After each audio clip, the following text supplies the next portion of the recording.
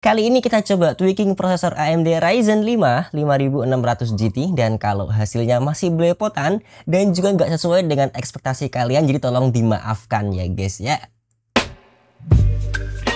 Assalamualaikum teman-teman, jumpa lagi bersama saya Ardi yang pastinya di Sinao PC, dan di video kali ini kita diminjemin sebuah prosesor dengan soket AM4 refresh yang baru aja rilis bulan Januari 2024 yang lalu, yaitu AMD Ryzen 5 5600 GT.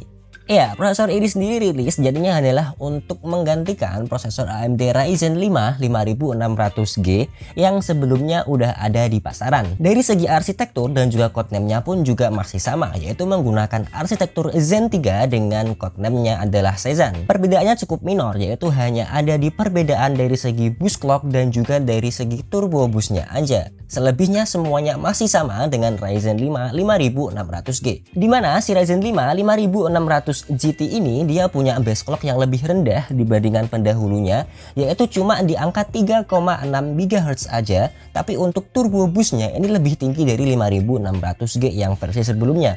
Ini sampai 4,6 GHz. Kemudian dari segi IGP atau APU-nya pun juga masih sama dari si 5600G, yaitu sama-sama masih menggunakan IGP atau APU dari Radeon Vega 7 dengan jumlah 7 compute unit. Nah, kalau kita lihat dari segi harga, sepertinya Ryzen 5 5600 GT ini dibanderol sedikit lebih mahal dibandingkan Ryzen 5 5600G kalau kita lihat di toko online marketplace di Indonesia. Ya, walaupun harga MSRP dari Ryzen 5 5600 GT ini lebih rendah kalau kita bandingkan dengan harga MSRP Ryzen 5 5600G yang rilis di tahun 2021 yang lalu. Jadi prosesor ini dirilis sejatinya adalah cocoknya dipakai untuk menggantikan atau kalian mau upgrade dari Ryzen 3000 series dan kalian nggak mau upgrade motherboard dan juga RAM-nya ke DDR5. Jadi ini adalah opsi yang masih diberikan oleh AMD di tahun 2024 ini. Nah, di video kali ini kita akan coba melakukan manual tweaking simple dan juga sederhana di prosesor AMD Ryzen 5 5600 GT ini. Dan untuk testbednya teman-teman bisa lihat aja sendiri di layar. Untuk motherboardnya kita pakai ASRock B550 PG Riptide yang udah kita review sebelumnya. Dan untuk memori kita coba jalankan default aja XMP 3600 MHz CL16. Di sini kita pakai memori dari G.Skill Trident Royal. Ini adalah memori yang cukup kencang juga, XMP-nya di 3600 dan juga punya latensi yang ketat yaitu di CL16. Dan untuk cooler dari Side Kotetsu 3. Dan untuk testbednya di sini kita open air dengan suhu ambient tanpa ruangan AC, jadi ya suhu ruangan biasa aja. Nah, untuk skenario pengujian di sini kita simple aja. Kita akan bandingkan performa dan juga suhu sekaligus juga penggunaan daya saat di posisi default. Kemudian kita juga akan bandingkan dengan settingan PBO dengan curve optimizer minus 20 dan juga boost PBO nya kita plus 200 MHz. Serta untuk manual tweakingnya teman-teman bisa lihat aja sendiri untuk settingannya di layar ini. Dan karena ini adalah EPU, maka untuk manual tweakingnya kali ini kita juga akan melakukan tweaking pada frekuensi IGP dan juga pada voltase IGP-nya. Nah, mungkin di sini teman-teman akan bilang, oh ini agak kurang adil, dimana untuk semua settingannya hanya manual tweaking yang kita lakukan tweaking pada IGP-nya. Ya, karena itu memang tujuan kita melakukan manual tweaking. Kita lakukan banyak sekali trial and error agar sesuai dengan tujuan kita, yaitu peningkatan performa atau setidaknya tidak banyak mereduksi performa dan juga penurunan suhu serta penurunan penggunaan dayanya. Nah, settingan ini mungkin berbeda di tiap sistem ataupun di tiap prosesor dan juga motherboard teman-teman semua. Jadi semisal kalian pengen coba ngikutin, mungkin hasilnya akan berbeda dengan yang udah aku lakukan tweaking di video kali ini. Nah, untuk hasil uji sintetis dengan menggunakan Cinebench R23, posisi default memperoleh 10.990 poin untuk multicore dan juga 1.481 poin untuk di single core-nya. Begitu kita nyalain PBO, skornya naik 3%, baik dari segi multicore maupun juga dari segi single core-nya. Tapi di sini begitu kita coba manual tweaking, memang sedikit ada reduksi 0,5% untuk performa single core-nya. Namun untuk multicore-nya kita dapetin peningkatan bahkan hampir 4%.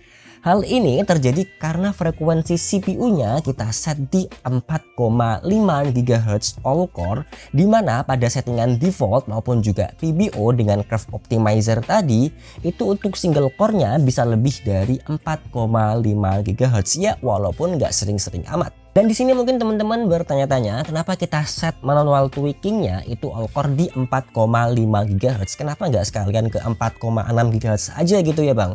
Karena pada saat kita tweaking sampai di 4,6 GHz all core, kita coba tes untuk stability, hal yang kita dapatkan adalah sistem kita itu crash, nggak stabil, dan juga dari segi voltase kita udah sampai di 1,3 volt, jadi kita berhenti di 4,5 GHz all core. Nah, meskipun demikian, hal yang cukup menyenangkan dari settingan manual tweaking kita kali ini adalah penurunan suhunya yang sampai 8%, dan juga dari penurunan penggunaan daya atau wattage-nya itu bahkan bisa sampai 13% dari defaultnya, sehingga kita di sini bisa mendapatkan skor points per watt yang lebih tinggi di Cinebench R23 untuk settingan manual tweaking kita kali ini. Nah, di sini memang untuk settingan PBO yang kita lakukan itu bisa memberikan peningkatan performa sampai sekitar 3%, baik dari single core maupun juga multi core-nya. Namun ini juga diikuti dengan peningkatan suhu dan juga peningkatan daya dari si prosesornya, karena konsep dari PBO dengan curve optimizer di sini adalah juga ada penurunan voltase atau juga ada undervoltnya menggunakan curve optimizer, di mana kita set itu minus 20 atau kita menurunkan sekitar minus 20 mV untuk all core-nya agar si prosesornya ini bisa sedikit berjalan lebih adem. Tapi kita boost lagi menggunakan PBO-nya bahkan bisa sampai 200 MHz. Oke, kalau tadi adalah skor sintetis, kali ini kita coba langsung aja tes menggunakan game. Di sini kita coba pakai game Forza Horizon 5. Kita tes pakai resolusi 1080p dengan preset low semua, dan kita juga nyalain FSR-nya ke mode quality. Teman-teman bisa lihat cuplikan layarnya ini. Dan memang dari segi average FPS yang didapatkan, settingan PBO dan juga manual tweaking kita itu sedikit menurunkan average FPS-nya.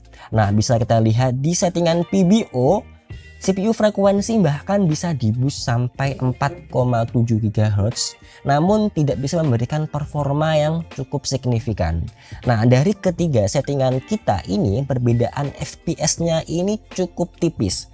Namun di sini tentu aja settingan manual tweaking kita itu bisa berjalan sedikit lebih hebat, nggak pernah menyentuh 50 watt di pengujian kita, serta dari sisi temperaturnya itu juga jauh lebih adem di 63 derajat aja, sehingga kita di sini bisa dapetin average FPS per maksimum wattnya itu lebih tinggi di settingan manual tweaking kita. Nah, untuk game kedua kita coba pakai RDR2 dengan settingan sama-sama 1080p preset low dan juga FSR-nya kita nyalain ke mode quality. Dan berikut ini adalah potongan cuplikannya.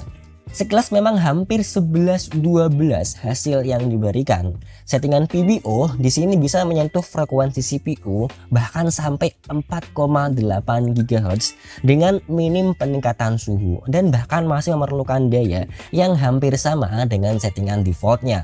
Dan untuk hasil FPS-nya di sini kita dapetin average FPS-nya itu bisa lebih tinggi sekitaran 8% dibandingkan settingan default. Hal yang sama di RDR2 ini untuk settingan manual tweaking kita, yang mungkin kita nggak banyak peningkatan average FPS di sini. Ya ada peningkatan ya, tapi nggak begitu banyak kerasa juga, alias masih 11-12 lah. Namun kita mendapatkan value lebih berupa penurunan suhu dan juga penurunan daya yang cukup besar, sehingga untuk settingan manual tweaking kita tetap mendapatkan skor average FPS per maksimum watt yang jauh lebih tinggi. Nah, di sini mungkin kalau kita coba tweaking lagi dari frekuensi RAM-nya itu menjadi 4000 MHz nih, harusnya akan ada peningkatan lebih lagi di performa gamingnya dan juga sedikit meningkatkan skor Cinebench-nya. Terlebih lagi kita juga udah tweaking dari segi frekuensi IGP-nya juga. Oke, mungkin cukup itu aja untuk video testing singkat dan juga tweaking kita kali ini. Buat teman-teman yang belum subscribe, aku saranin banget buat kalian untuk tekan dulu tombol subscribe-nya. Dan juga jangan lupa untuk klik like dan juga share video ini kalau kalian suka. Kita ketemu lagi di video-video berikutnya. Tetap bersama saya Ardi yang pastinya di Sinau PC. Terima kasih. Assalamualaikum warahmatullahi wabarakatuh. Bye-bye.